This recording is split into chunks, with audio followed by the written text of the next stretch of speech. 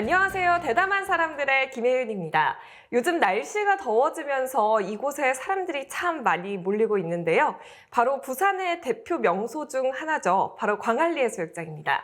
이곳에 또 숨은 공간이 있다고 해서 찾아왔습니다. 오늘은 기획자 황빛나님 만나보겠습니다. 안녕하세요. 네, 안녕하세요.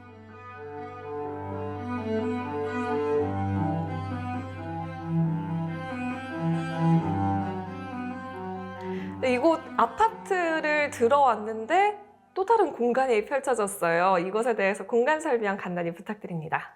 사실은 이 공간은 아파트라고 하는 공동주택에 해당되는 공간이지만 저희가 이 광안리 해변이 가지고 있는 좀 특수성, 예를 들면은 주거지와 그리고 관광지 그 두 가지 사이에 얘가 어떠한 그 접점의 역할을 하고 있는 공간으로서 의미가 있어서 저희가 이게 아파트라고 하는 의식주의 공간이지만 이게 전시라고 하는 일반적이지 않은 그런 목적을 가진 것들이 들어왔을 때 어떤 지점들을 새로 이렇게 좀 의미를 만들 수 있을까 생각을 해서 열게 된 대안적 성격의 공간입니다.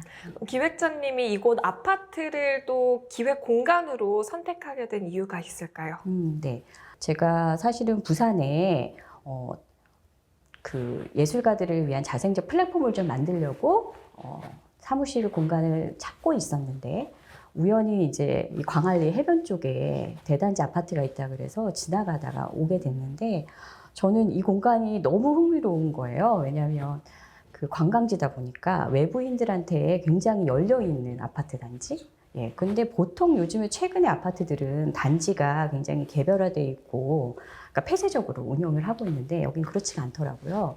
그래서 제가 여기를 한 2년 있다가 철거를 한다고 하시는데 그렇다 그러면 일단은 사람들이 만들어낸 주거 공간을 임의적으로 기능을 마비시키는 건데 예술이 활동이라고 하게 됐을 때 주민들이랑 2년이든 그게 3년이든 어떤 것들을 우리가 함께 해갈 수 있을까 이제 이런 생각이 들면서 사실은 도전적으로 들어왔어요.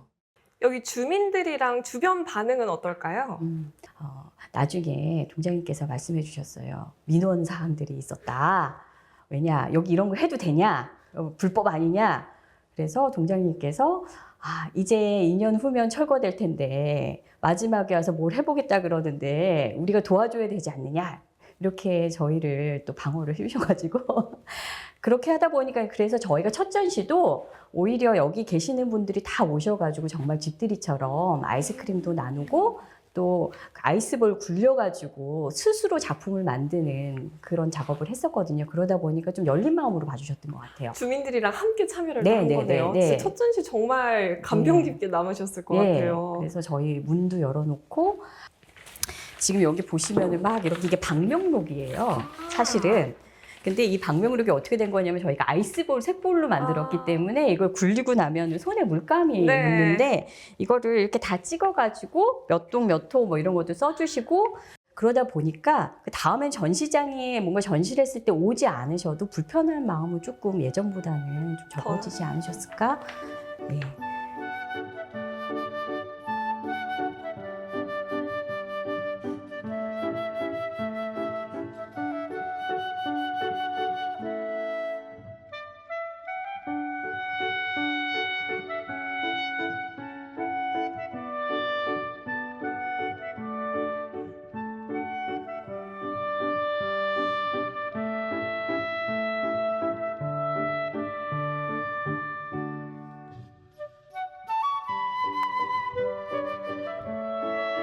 여기 아파트 이런 전시회가 조금 새로운 공간이다 보니까 들어오시는 작가님들의 반응도 궁금한데 어떠실까요?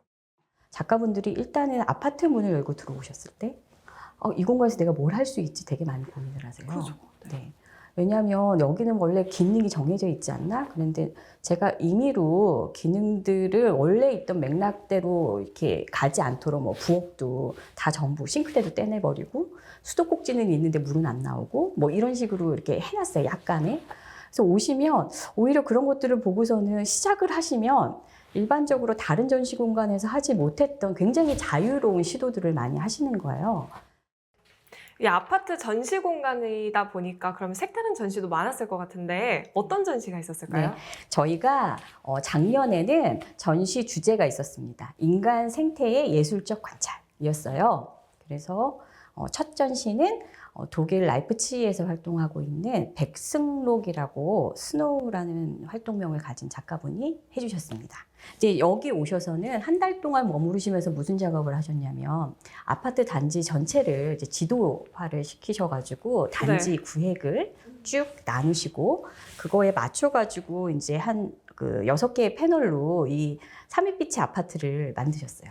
그런 다음에 거기서 이렇게 파편을 네. 수습을 하셔가지고 이거를 이렇게 이런 얼음으로 떠서 이거를 지금 보시면 저기 보이시는 것처럼 지금 이 레이아웃이 이 아파트 전체 단지의 레이아웃이에요. 그래서 네. 이게 6개가 있는데 거기서 예를 들면 305동에서 뭐 310동에서 이런 파편을 수습을 했다 그러면 그 위에 올려놓은 거예요. 그래서 저희가 이게 전시에 설치가 되니까 그날 이제 먹이 녹으면서 우리가 먹바다가 이제 연출이 됐어요. 그리고 또 한편으로는 낮에는 아까 말씀드린 것처럼 아이스 볼을 만드셔가지고 여기가 다 레일로 설치가 됐었어요, 그때는. 그래서 공불리기 작업. 그렇게 해서 레일을 따라서 얼음볼이 뚜루룩 내려오면서 떨어진 곳에 녹으면서 색들이 서로 섞이면서. 그래서 우리가 사는 세상이 사실은 굉장히 다른 색을 가진 사람들에게 어우러서 다른 그림을 만든다. 뭐 이런 의미의 작업을 해주셨어요. 이 아파트 전시여서 가능한 것들이 참 많을 텐데 그렇다면 또 기억에 남는 게 있을까요? 지금 저희 그 최근에 김지현 작가님이라고 이분은 이제 워낙에 조각을 하고 계신 분인데 단순히 그냥 구상 조각이 아니라 환경 문제라든지 사회 문제라든지 이런 것들을 아주 적나라하게 노골적 정확하게 하고자 하는 메시지를 전달하시는 작업을 하시는 작가님 전시를 했었어요. 그래서 저희가 이제 보시면 가로토피아라고 이 토피아라고 하는 게 헤테로토피아도 있고 유토피아도 있고 여기 이렇게 비워놨더니 크린토피아도 있고 많은 분들이 여기 상상을 하시는데 네. 그러니까 어떤 것들이든 우리가 이 공간이라는 게 있을 때 여기가 어떤 의미로 이용이 되고 생산될 수 있는가라고 하는 문제에 대해서 같이 생각을 해본 전시였어요. 그래서 이런 것도 했었습니다. 그렇다면 이 아파트라서 가능한 전시도 있겠네요? 네, 그렇죠. 그러니까 예를 들면 여기가 아파트다 보니까 방들이 공간이 이렇게 구획이 잘 돼 있고 넓지 않은 공간이어서 몰입감이 좋아요. 그래서 VR 전시라든지 저희가 이제 메타 공간에서 하는 전시들을 여기서 영사를 해서 미디어 전시를 한다든지 했을 때 효과가 좀 좋더라고요. 예, 그래서 그런 전시들을 좀 특화해서 저희가 공간적 제약도 넘어야 되니까 좀 많이 잘 하고 있습니다. 활용해서. 네.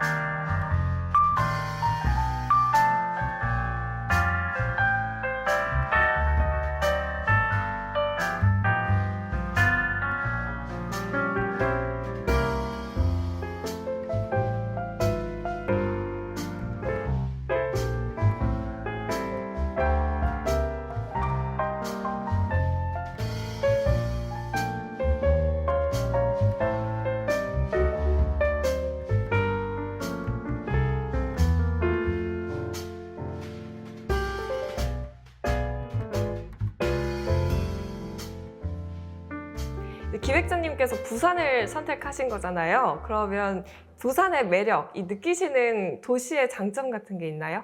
네, 부산은 제가 봤을 때 그 역사가 이미 굉장히 여러 가지 다양한 역사 중에서 이제 외관 시절부터 시작을 해서 한국전쟁기에도 그렇고 여기가 굉장히 다양하게 이미 혼습이 이루어져 있는 도시인데 그런 데서 오는 개방성이랑 또 내부인이 가지고 있는 폐쇄성 그 두 가지가 굉장히 강하게 공존이 되어 있는 도시인 것 같아요. 그래서 그 부분이 저는 굉장히 특수하다고 생각이 들고 특히 제가 영도에서 해운대를 바라봤을 때 그런 감각? 그런 것들이 마치 광안리 해변에서 제가 입주민으로서 관광객을 봤을 때 느끼는 그런 느낌, 감각 이런 것들 굉장히 닮아 있는 것 같아요.